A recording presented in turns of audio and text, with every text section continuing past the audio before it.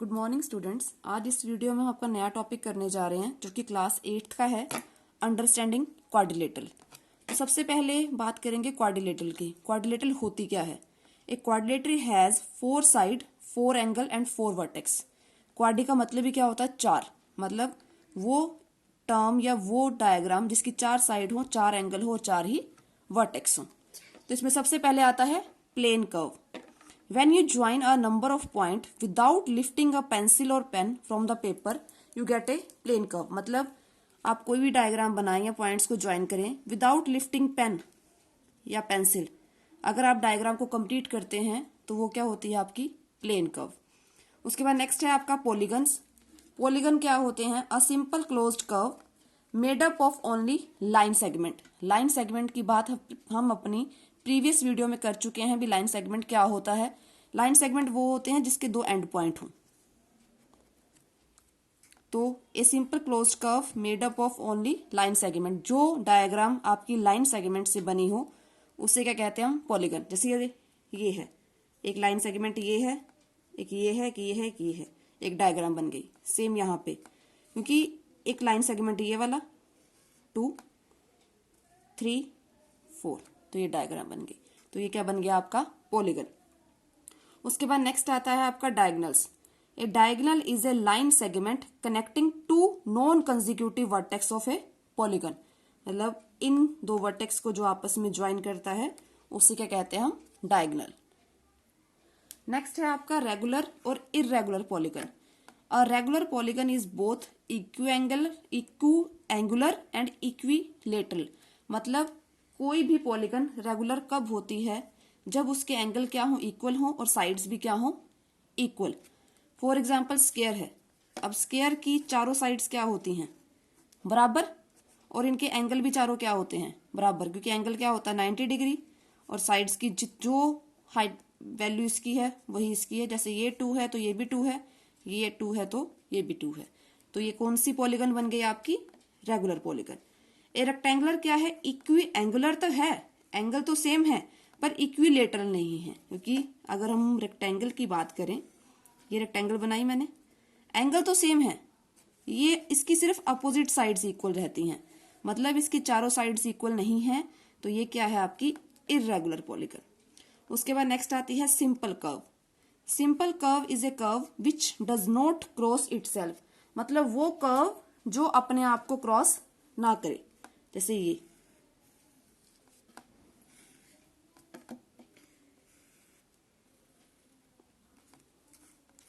Curve तो बन रही है पर ये पॉइंट्स आपस में एक दूसरे को क्रॉस नहीं कर रहे, तो ये क्या बन गई? Simple curve. नेक्स्ट है simple closed curve. A simple closed curve is a curve which does not cross itself and has no end point. जो अपने आप को क्रॉस नहीं कर रही और जिसका कोई एंड पॉइंट भी ना हो। जैसे ये सारे पॉइंट्स मीट कर रहे हैं आपस में पर एक दूसरे को क्रॉस नहीं कर रहे, तो क्या बन गई? Simple closed curve. नेक्स्ट है आपकी convex polygon. A convex polygon is a closed shape where none of the vertex are point inward. Convex polygon कौन सी होती है? जिसमें कोई भी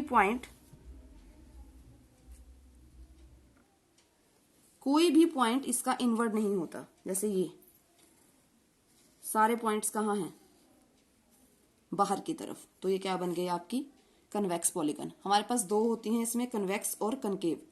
तो कन्वेक्स पॉलीगन क्या है? जिसका कोई भी वर्टेक्स अंदर की तरफ ना हो, सारे किधर हो? बाहर की तरफ। नेक्स्ट है आपकी कनकेव पॉलीगन।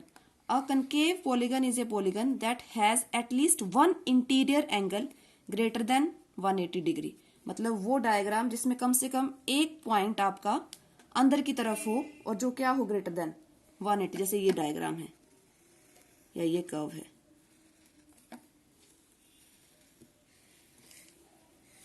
तो ये क्या है? आपकी कनकेव। मतलब पॉइंट्स क्या हैं? इनवर्ड। उसमें क्या थे? कोई भी पॉइंट आपका इनवर्ड नहीं होना चाहिए। नेक्स्ट है angle sum property. The sum of the measure of 3 angle sum property. The sum of the measure of 3 angle of a triangle is 180। Triangle के 3 एंगल्स का सम कितना होता है? 180। तो उसे क्या कहते हैं हम? Angle sum property. अब कई बार, चलो ये तो हमें पता है, अभी यहाँ पे ट्रायंगल की बात कर रहे हैं, कई बार हमें पॉलीगन का पता नहीं होता, या हमें वो पॉलीगन बता देता है, पूछता है बताओ इसके एंगल क्या बनेंगे।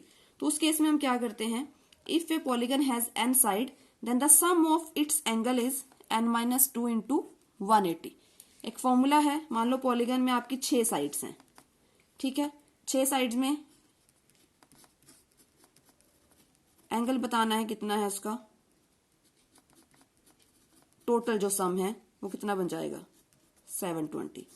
मतलब जिस पॉलीगन की 6 साइड्स हैं या 6 पॉइंट्स हैं तो उसमें एंगल कितने का बनेगा आपका, मतलब 6 पे क्या बनती है आपकी हेक्सागन, तो हेक्सागन के टोटल हेक्सागन में एंगल्स का सम कितना होगा 720। Sum of the measure of exterior angles of a polygon कितना होता है 360। जो उसके बाहर वाले एंगल का पॉलीगन का जो सम है वो कितना होता है 360। नेक्स्ट है काइंड्स ऑफ क्वाड्रिलेटरल। क्वाड्रिलेटरल की कितनी टाइप्स हैं। सबसे पहले बात करते हैं ट्रेपेजियम की। Trapezium is a quadrilateral with a pair of parallel side, मतलब वो क्वाड्रिलेटरल जिसके पेयर ऑफ पैरेलल साइड, इसके जो पैरेलल साइड्स हैं वो दोनों क्या होंगी इक्वल, तो उसे क्या कहते हैं हम ट्रेपेजियम। आपको ये लग रहा होगा भी ये टर्म्स तो हम बेसिकली कहीं भी पढ़ सकते हैं, पर ये आपका बेसिक है। नेक्स्ट है आपका kite. A kite is a quadrilateral that has 2 pair of equal length side and these side are adjacent to each other। जैसे ये साइड इसके इक्वल है पेयर में, ये इसके, तो ये कौन सी स्ट्रक्चर बनी है आपकी काइट की। नेक्स्ट है पैरेललोग्राम। पैरेललोग्राम 10th तक चलती है आपकी। A parallelogram is a quadrilateral whose opposite sides are equal, जिसकी अपोजिट साइड्स क्या होती हैं इक्वल। इसकी कुछ प्रॉपर्टीज हैं। The opposite sides of a parallelogram are of equal length। Parallelogram जैसे मान लो ये स्ट्रक्चर लगा लिया हमने, इसकी जो अपोजिट साइड्स हैं इनकी लेंथ भी क्या होगी बराबर। अगर इसकी 3 सेंटीमीटर है तो इसकी भी 3 सेंटीमीटर, ये 2 सेंटीमीटर है तो ये भी 2 centimetre. The opposite angle of a parallelogram are of equal measure. जो एंगल है इसके वो भी क्या होंगे इक्वल। थर्ड क्या है, the adjacent angle in a parallelogram are supplementary. Supplementary angle कौन से होते हैं, जहां पे एंगल का सम कितना होता है 90 या 180, that is 180। The diagonal of a parallelogram bisect each other. Parallelogram के डायगोनल हमेशा एक दूसरे को बाइसेक्ट करेंगे, मतलब एक पॉइंट पे मीट करेंगे। नेक्स्ट है रोम्बस। ए रोम्बस जो है ये पैरेललोग्राम की ही टाइप है। ए parallelogram with side of equal length, मतलब साइड्स की क्या होंगी लेंथ क्या होगी बराबर। इसकी प्रॉपर्टीज भी सेम पैरेललोग्राम वाली हैं। Opposite sides are equal, opposite angle are equal, diagonal bisect करेंगे, इसमें diagonal are perpendicular to each other. Next है rectangle. A parallelogram with a right angle. Rectangle में हमेशा आपका राइट एंगल बनेगा, इज ए रेक्टेंगल। ये सारी प्रॉपर्टीज पैरेललोग्राम की ही लेता है, पर एक अलग है, each of the angle is a right angle. क्योंकि जब भी हम रेक्टेंगल बनाते हैं तो हमेशा क्या होता है एंगल वहां पे 90 डिग्री, और डायगोनल्स क्या होते हैं इसके इक्वल। नेक्स्ट है आपका square. A rectangle with side of equal length, मतलब रेक्टेंगल लगा लो जिसकी साइड्स क्या है होती हैं बराबर, या स्क्वायर ये होता है इसकी चारों साइड्स क्या हो बराबर।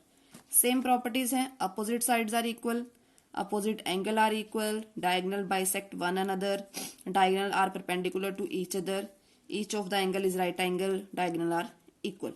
अब आपको ये लगेगा भी अगर सारी चीजें सेम ही है तो मैम बार बार क्यों लिख रहे हो या क्यों बता रहे हो।